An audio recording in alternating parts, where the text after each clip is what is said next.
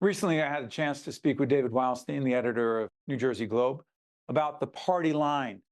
When we talked about it, the federal judge had not declared the party line for the Democrats unconstitutional.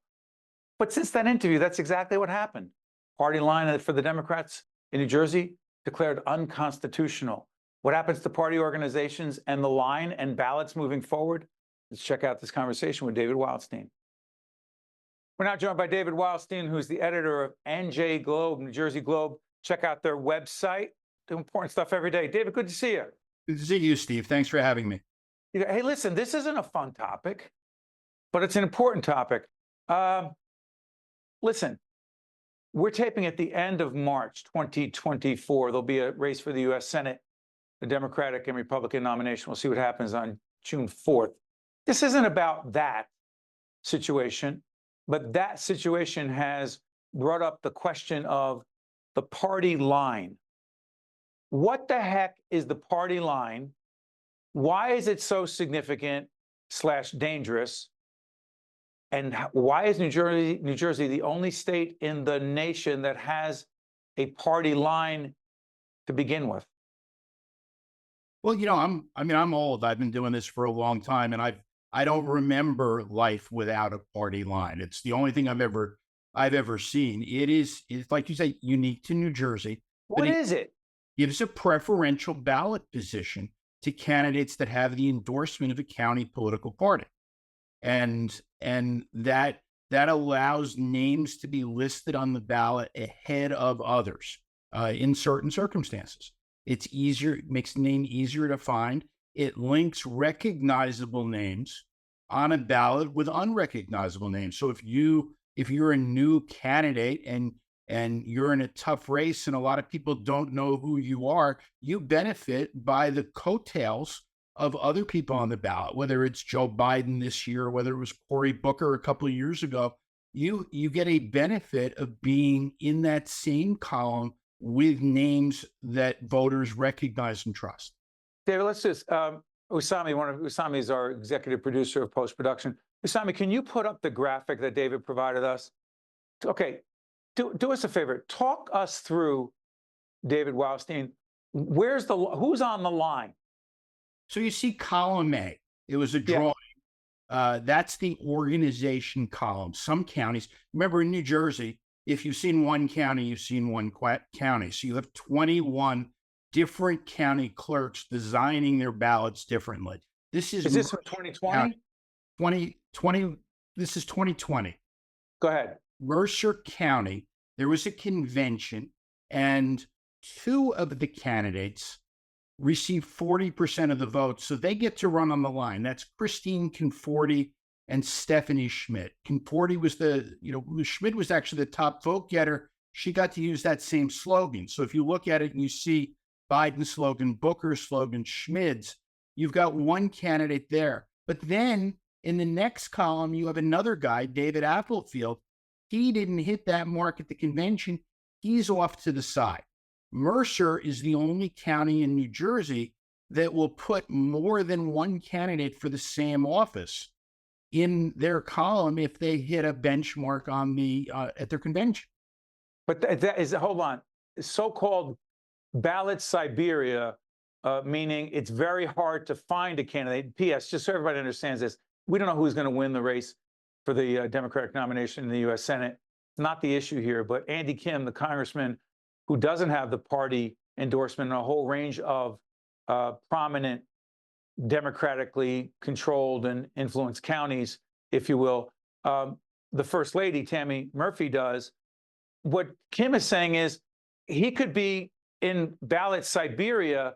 Is that what we're looking at right now, David? So you're looking at Cumberland County Democratic primary 2020. And you see this was the race for Jeff Van Drew's seat, right? After he switched parties, a lot of Democrats wanted to run for Congress. Bridget Callahan Harrison was the organization candidate. She line in Cumberland County. So she ran with Biden and Cory Booker and the organization candidates for, in those days, still called freeholders. Then they do a drawing. Bernie Sanders is running for president. He gets column B. He's in the next column. And Larry Ham, running for U.S. Senate, bracketed with Sanders. Then Okay. put Who are the these people over to the right? so these are Will Cunningham, Bob Turkovich, John Francis, Amy Kennedy. These are the ones that were also running for Congress, but they're all the way over on the other side. And then you look under Kennedy and see Jack Cerency and Donna Pearson running for freeholder. They were on a line bracketed with Amy Kennedy. And you've got a candidate for a local position, LaRue Smith, down at the bottom.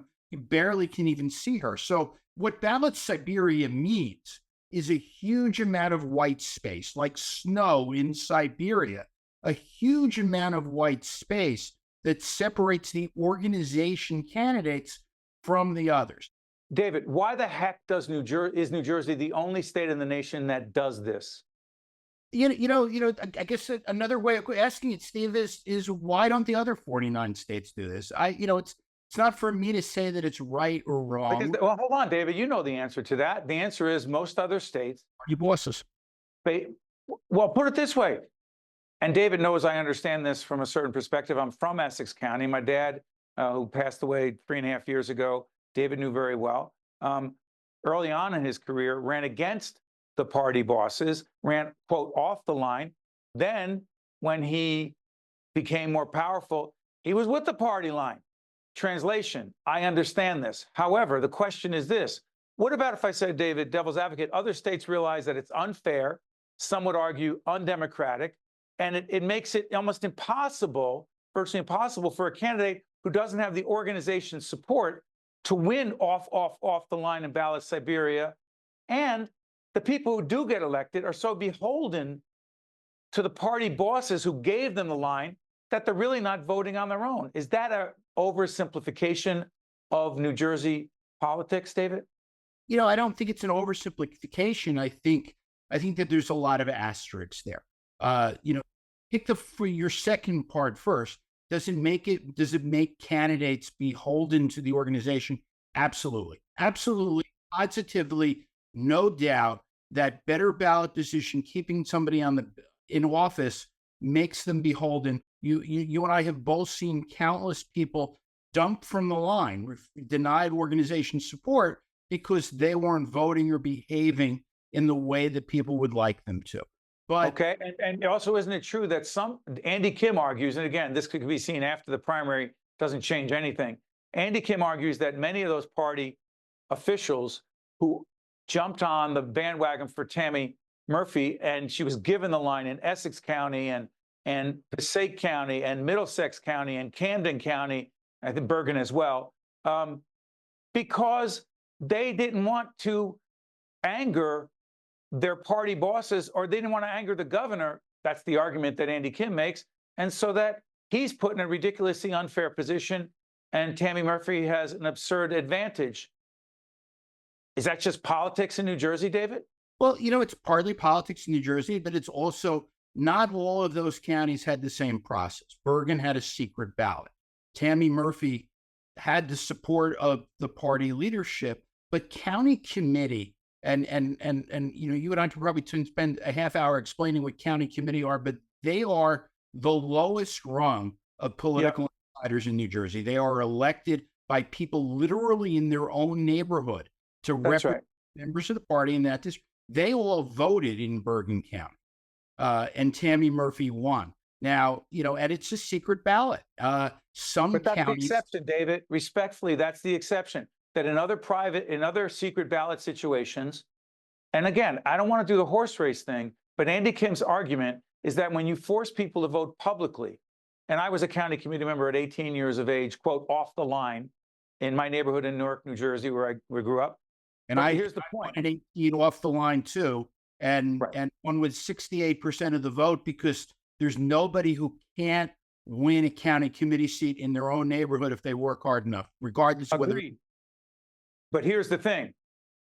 Andy Kim argues that a secret ballot in most cases allows people to vote their conscience.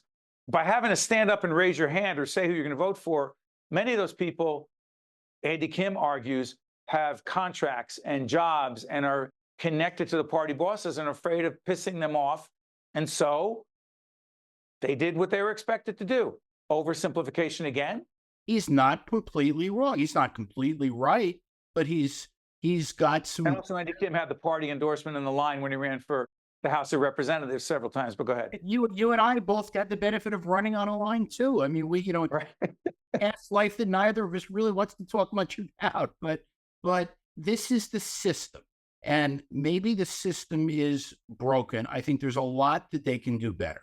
I think some places do democracy better than others, and sometimes it just doesn't work. And I'll give you, I'll tell you, Real quick, David, I'm gonna do this. We'll do another segment because we're running out of time. Yeah, I promise we'll do another segment because it's not going away. Yes or no? Do you think the party line culture is about to end in New Jersey?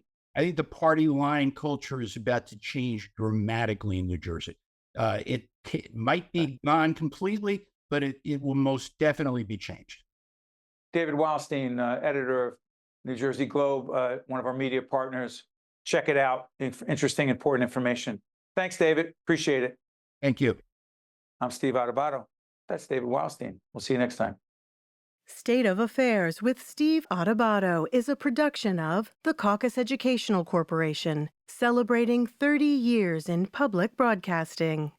Funding has been provided by Horizon Blue Cross Blue Shield of New Jersey, the Russell Berry Foundation, Operating Engineers, Local 825, New Jersey's Clean Energy Program, Rutgers University, Newark, Johnson & Johnson, NJM Insurance Group, New Jersey Sharing Network, and by the Healthcare Foundation of New Jersey. Promotional support provided by NorthJersey.com and Local IQ, and by Meadowlands Media. The New Jersey Board of Public Utilities, in partnership with utility companies throughout the state, can help you save money and create a more comfortable home through Comfort Partners, a free program that helps income-eligible customers reduce their utility bills through cost-effective measures that save energy, including lighting, hot water heaters, large appliances, heating and cooling improvements, insulation, and much more. Learn more at njcleanenergy.com/CP.